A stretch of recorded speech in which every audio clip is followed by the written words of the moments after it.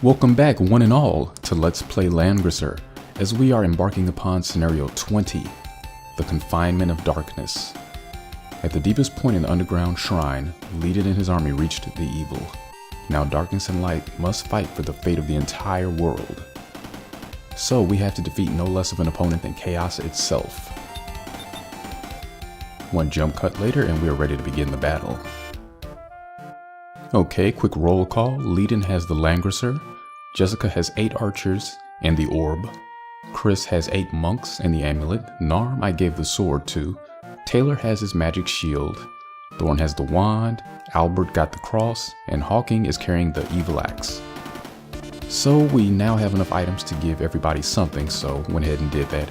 Gonna have to be careful with the Duke though, because with that axe, of course, his defense is compromised severely, so gonna have to be very particular about what we do with him. Everybody else should be just fine though. I only gave Jessica and Chris troops because the monks, of course, are gonna have that advantage against almost all of the enemies on this map. And the archers, well, they're gonna be helpful because of that attack boost they're getting.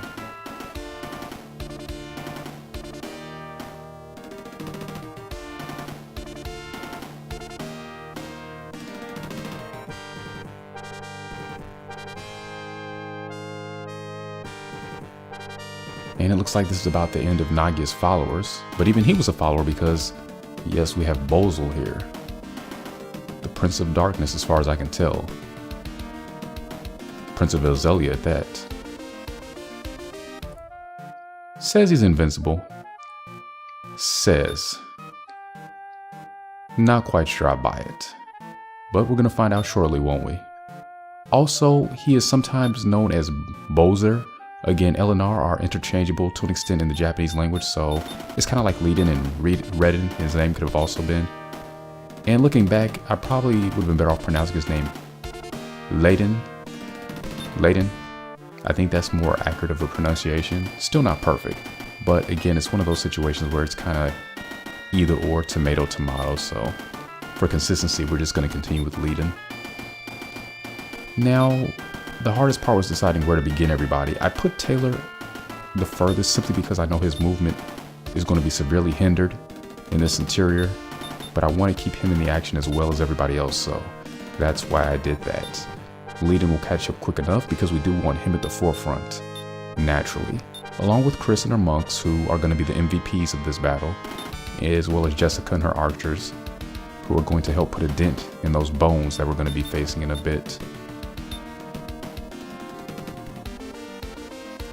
Similar to Taylor, Albert and Thorn are also gonna fall back a little bit due to their movement restrictions, but they will get there eventually. We're gonna have some skeletons from the west hot on our tail, so here's hoping that we can avoid them for the duration of this. As per usual, I'm gonna be doing this a little bit differently than I have in the past. Typically, I would hold my ground and take care of all of the other enemies before facing Bozer. I'm just gonna call him Bozer for consistency reasons. Hint, hint, wink, wink, nudge, nudge. But this time, I'm going to do it a little differently. As the enemy begins their first phase, you can see here that this is the group from the west I was just speaking about. Due to the way they move, the formation that they maintain, it's gonna take them quite a bit to catch up to us, and that's if they even manage to do that. But yes, normally I would wipe everything out. What I'd like to do this time is just take care of all of the skeletons to the east en route to Bozer and ignore everybody else. That will be at least 3 groups of skeletons in living armors that we don't even deal with. Provided they can't catch up to us. If they do, well then I have to deal with them because they're a little too tough in the attack department to completely ignore. I don't have that luxury. But we'll see how it goes. I'm mainly doing this for time reasons. You've probably noticed I've been very clock conscious as of late. Well, that's just because these battles in the end can get very protracted. And as much as I'm sure you guys love this game as much as me, I don't know if you want to watch a 2-hour battle, even split up into chunks, so please bear with me on that. I will try to keep the jump cuts and edits to a minimum.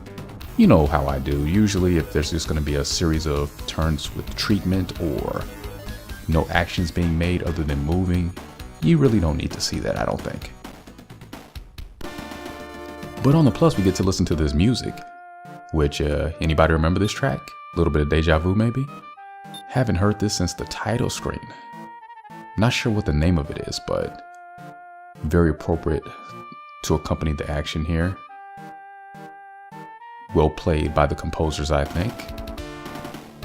Very excellent track. As far as memorable last battle music though, and this is the last time I bring it up, but the last battle theme for Langrisser 2, and again I'm referring to the real Langrisser 2, the true 2, the Mega Drive version. That song, you know, it took a minute to grow on me. When I first heard it, I was like, yeah, this is good, but after hearing it a few more times, it's one of those songs I could listen to endlessly on repeat. I don't know, maybe it's just me, but it just doesn't get old. It's really magnificent. But this is going to be such a long time that we get to that point. I'm really going to avoid talking about it any further, but just take my word for it. It's fantastic. If you want to even YouTube Langrisser 2 music, yeah, gotta hear it for yourself.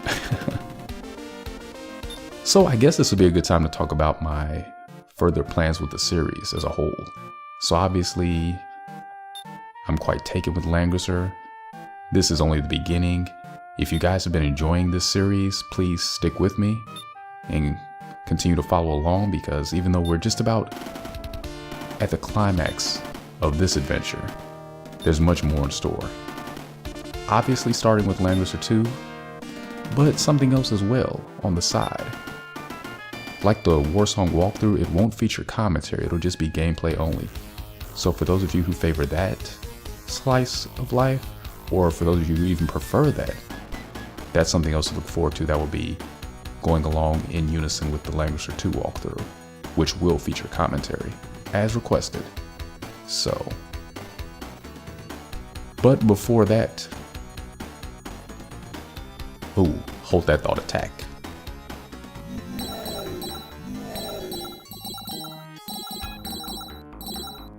And didn't do too much damage to them, but were able to fend them off, so again, as long as our defense holds out, I really can't complain too much about the offense.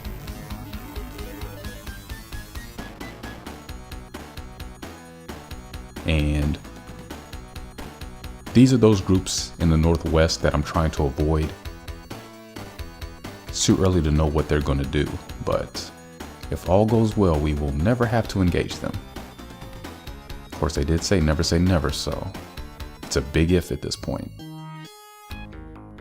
But no, as far as my plans, after this battle has concluded, that will be the end of this story, but I will put up at least one bonus video showing some extra content that, for reasons that'll become quite clear when you see it, I did not want to feature in the actual Let's Play, but things that I did want you to see to, again, show off as much of this game as possible. Because there's so many different aspects to it, and some of which you might never get to see for yourself, even if you play it on your own. So I'm going to try to keep it relatively brief. It's going to be a compilation of different things, but I'll try to keep it to regular video length or less if I can manage it. So we'll have that bonus video, maybe 2 bonus videos, but going for 1. Take a short break, and then we're going to hop right into Langrisser 2. So until then, let's see what we can do about this group, huh? I mean, look at those skeletons. Look at that fighting stance that they have. Just, they've only got one thing on their mind. Let's see if Chris can change it. Again, the only downside to the priestess class for her is the fact that her attack is so low. Because she has a natural strength against them, which is why she was still able to do damage despite having a relatively low attack stat. Unlike Narm here, who is just going to rip through them with that sword. I think that's why a lot of people would probably prefer the Saint class for her. It can do more damage at the expense of less defense. It's all about how you want to play it. Honestly, I probably would have been better off giving Chris the evil axe. Because even with the axe equipped, she still would have had respectable defense compared to everybody else, with the added benefit of being able to take out the living armor, the skeletons, just about everything here. plus the ability to heal still. But I like her having the amulet as well. Her monks can go just about anywhere within range and still benefit from her boost, so, you know, 6 to 1 half dozen of the other, I suppose. But I think I would try that approach in the future.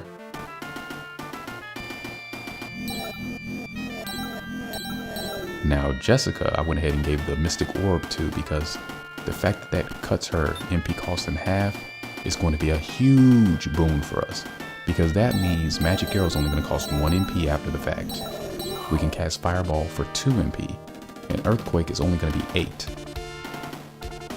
So I could cast 1 Earthquake and a whole plethora of the other 2 spells, and she's not going to run out of MP at all if I play it right. It's going to be very helpful for whittling down the health of the stronger commanders. Because these living armors, I really don't want anybody attacking them directly except for Leiden, Chris, and Narm. Possibly Hawking if they've already suffered some damage. Possibly. And Chris, she's not going to do much damage to them, but just the fact that she can take their hits without any scratches received as a result. That's why I would send her in. And she might, you know, nick them for 1 or 2 bits. She's got it in her. Right, I haven't been speaking too much about our noble knights. Well, that's because it's going to take them a while to enter the fight proper, as you can see here. And that's why I put Hawking way in the back, because unlike them, he can actually move around inside. He's not afraid of the indoors. Doesn't even need a nightlight.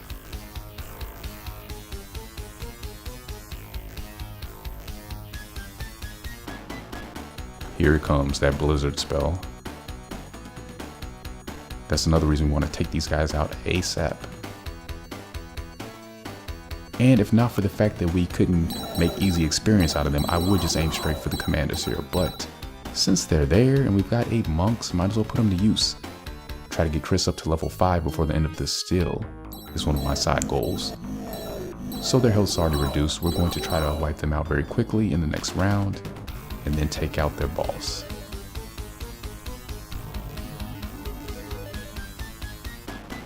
Meanwhile, back on the other ranch, in the middle of nowhere, doing nothing in particular, with no particular place to go. Oh, but this mob right here, we will have to deal with them. There's no getting around that one.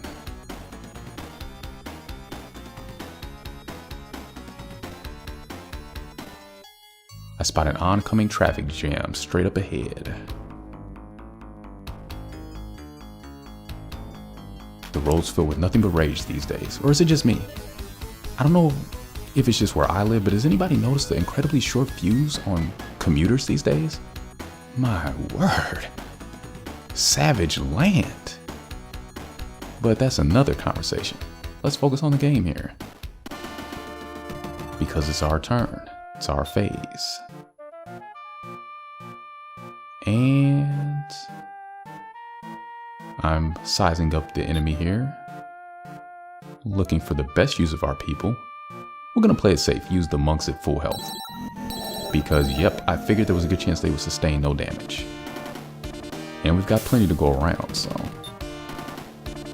5 versus 1, come on guys. There you go.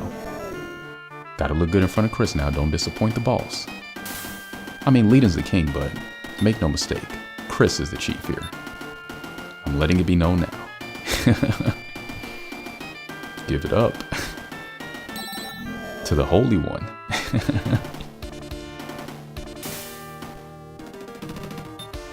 It took me till the final battle, but I have a nickname for her now. The Holy One. And I have to say it like that. The Holy One. The only one who can get us through. In fact, I'm kind of thinking out loud here. I guess that's full time for LP, huh? But no, seriously. This battle would be extremely difficult, I'm thinking, if you entered it without anybody who was a priest class. No bishop, no saint, no high priestess, no monks as a result. And I'm assuming the bishop can command monks as well. I haven't actually used that class yet, so I'm not really sure. The next time I play this game, I'm obviously going to want to try them out off camera.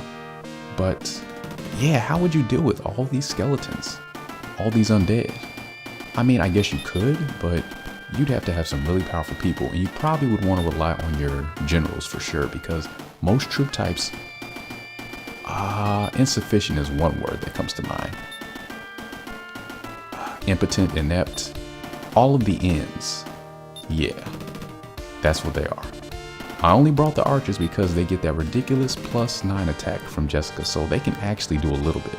They're the exception. And the fact that they attack first, again, that first strike is so key.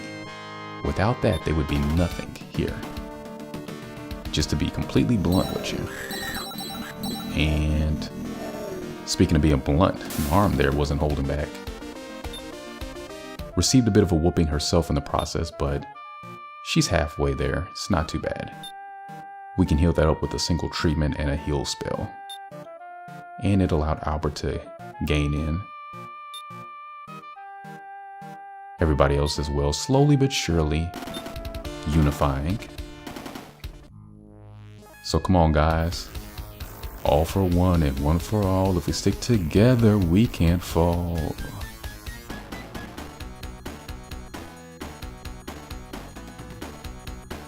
And they're just reaching the point where we began, so they're still a ways away. That's why my goal here is to just keep moving forward, not stopping for anything. If we keep our momentum up, there's a good chance that they won't catch up. It's not going to stop them from trying.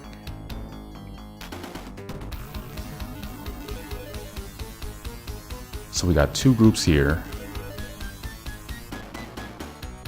Gonna do my best to preserve the lives of my monks as long as I can. The question is, do I draw them in for another turn? Because if I move in like I want to, we can expect to receive a blizzard in the face. At least one.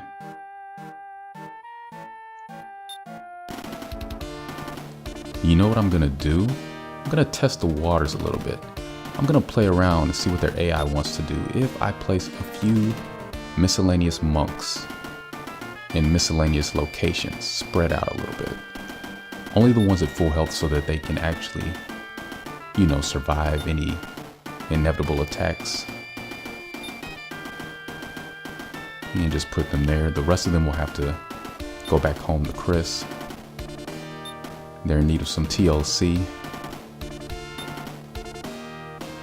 Thankfully, most of them are still doing pretty good in the HP department.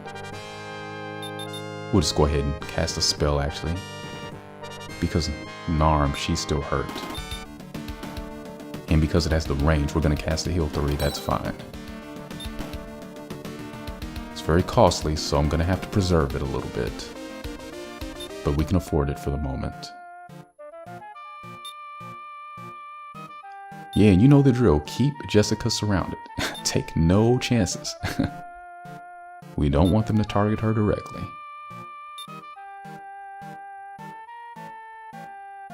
A mighty cannon she is, but composed of the lightest materials.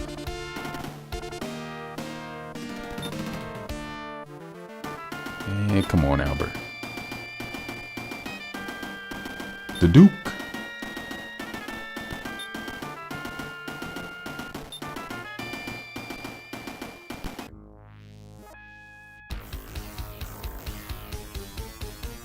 And that group there still Tommy Lee Jonesing us. So we're gonna keep moving like a Ford, crank the speed up. All they're ever gonna see is our dust. If I can help it.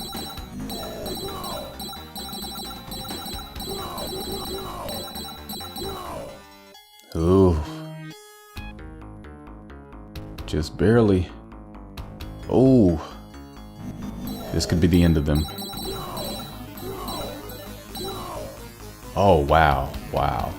But there'll probably be another group coming along. Yep. It would take a small miracle for him to make it out of that. Yep. I guess I overextended there. But it's okay, we can afford to lose one. I would like to keep the rest of them alive if I can. There's far too many undead still to deal with.